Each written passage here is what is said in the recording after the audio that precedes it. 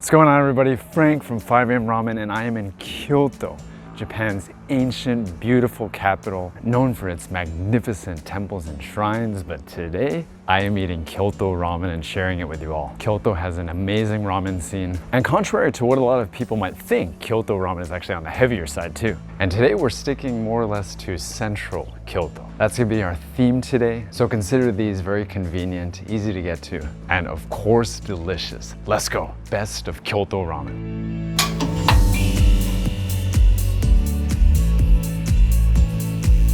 Hey ramen heads, thanks for watching 5 AM Ramen.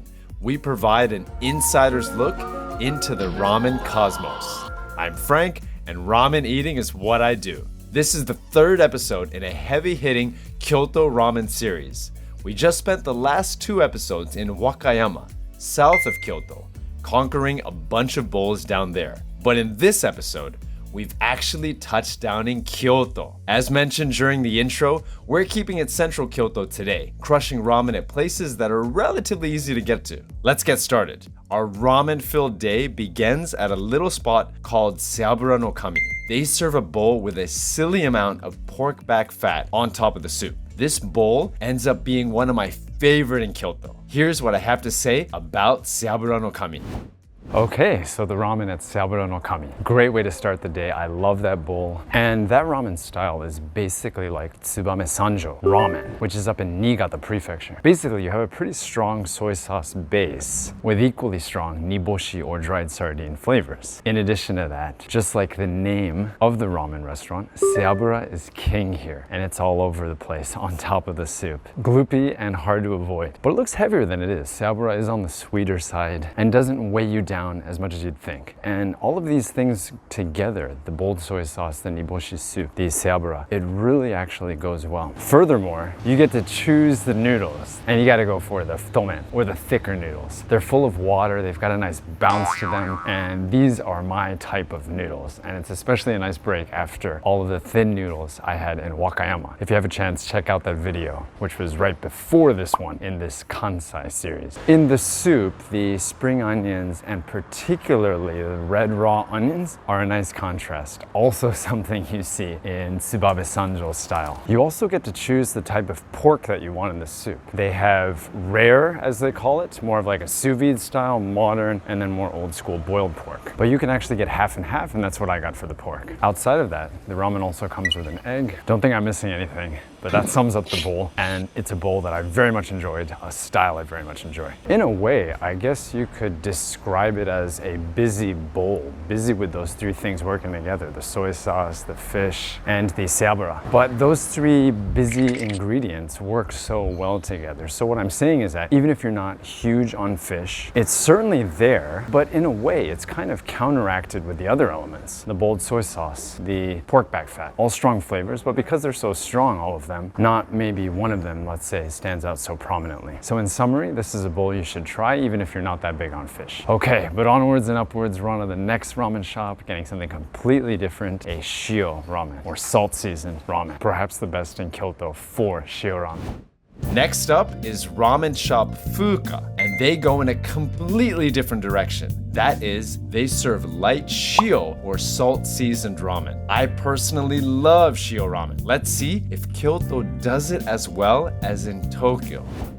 Now, this place is one of 100 top ramen restaurants in East Japan, according to Tabelog. And I was a little bit surprised because the ramen was excellent. I'm a huge fan of shio ramen. It had this bright, natural salt flavor, tasted very clean, but was delicious. But sometimes with this Tabelog list, it's really about places that are pushing the boundaries. Yeah, you got some classic ramen shops in there, but this was pretty simple. I like simple. I like shio ramen, but quite different from some of the other shops you'll see on this Tabelog list. So again, that soup was bright, full of flavor, put a smile on my face. And the noodles were not quite as thick as what we had at Saura Noami, but they weren't thin, pretty hefty, and also had quite a bit of water in them. Pretty old old school, the noodles felt very old school. They make their own noodles too. Now in terms of toppings, the pork chashu stood out, big piece of it, so soft that it falls apart when you pick it up, goes into the soup, makes it meatier. What else do we have? Negi, very high chance there's gonna be negi in ramen, and bamboo shoots. So a lot of these places, you have to choose nami or dai, and basically nami is the more standard portion of noodles. Dai is gonna be a larger portion of noodles. And I just love this in Kyoto. You turn a corner and there's this massive ancient temple, one I'm facing right now. And I have more of a library voice on. I don't know, I feel like this is something I do when I'm in Kyoto. Sometimes I'm walking through these residential neighborhoods when I'm talking about the ramen. And I don't know if there's just something tranquil about Kyoto, almost like I want to be respectful, that my voice is naturally softer when I'm here. Anyways, nice bowl of shio ramen at Fuka. There's another place right next door that is not on Tabelog's top 100 list, but is on Michelin's list, the Michelin Bib Gourmand Guide.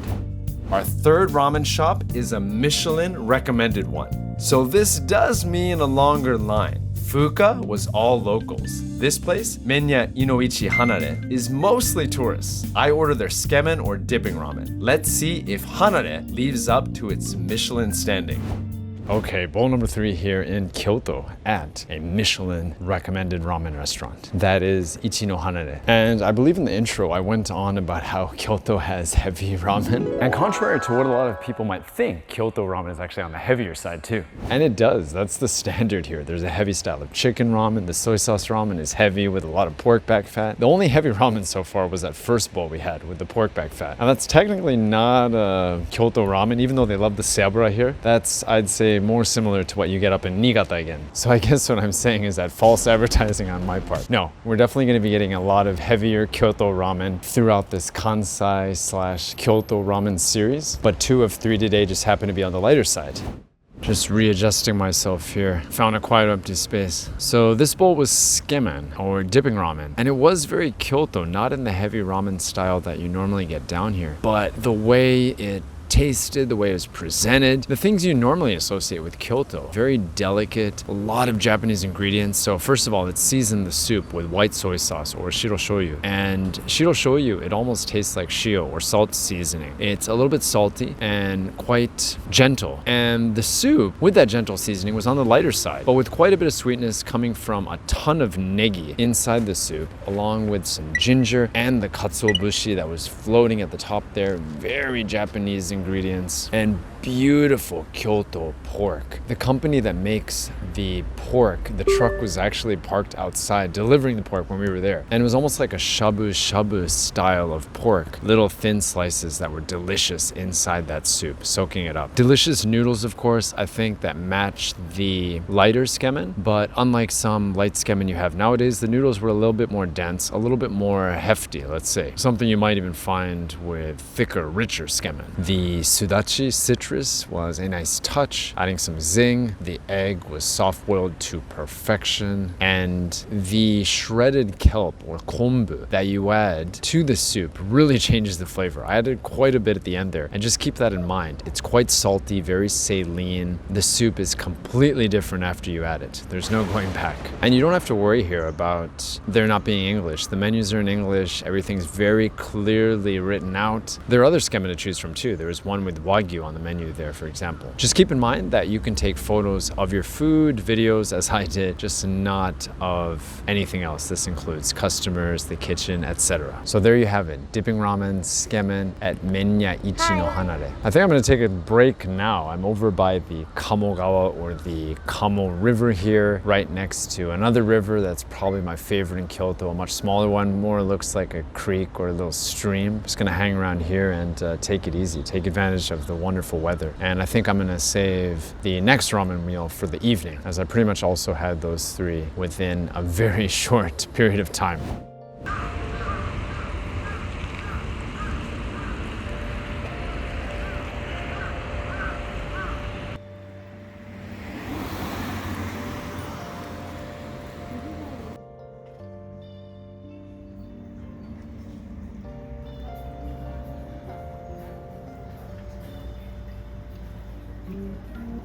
I always make it a point to go somewhere peaceful in Kyoto too, including right now, grabbing a coffee and having a little zen-like moment in between ramen bowls. Then it's back to the ramen eating, of course. For the fourth bowl, we're doing tsukemen again. Night falls on Kyoto and a little ramen shop named Kubota calls. They do miso-powered tsukemen, not something that's so easy to find, even in Tokyo. The thing about tsukemen shops is that sometimes there's a big lineup because those thick noodles take a long time to boil. I wait in line at Kubota for a little bit, but I'm eventually in, grabbing my fourth bowl for the day. After the meal, I head back to my hotel for a recap. Okay, so back at the hotel, here's my recap of Kubota. While it wasn't my favorite of the bowls today, that's still reserved for the first place, Saura Noami, and this is just my personal preference. It was a solid bowl of miso tsukemen. The soup was salty, a little bit sweet from the miso, quite rich, and you had thick, slippery noodles to mop it all up. Fair amount of pork in the soup, and a little bit of heat too. Furthermore, there was some pepper and also numbing pepper on the countertop there to add to that soup and increase the heat if you like. I also liked how at the end you could add dashi, which is basically adding hot water and some fish flavors to that soup. It went nicely together at the end there. Tiny little place. And do keep in mind that you have to buy a ticket and then get in line. Some places do this, and it's written outside in English, but buy a ticket and then get in line. I actually messed up. I got in line first, then I realized that I needed to buy a ticket, and I lined up behind the people as if I was starting from the beginning. But you know, I'm just being very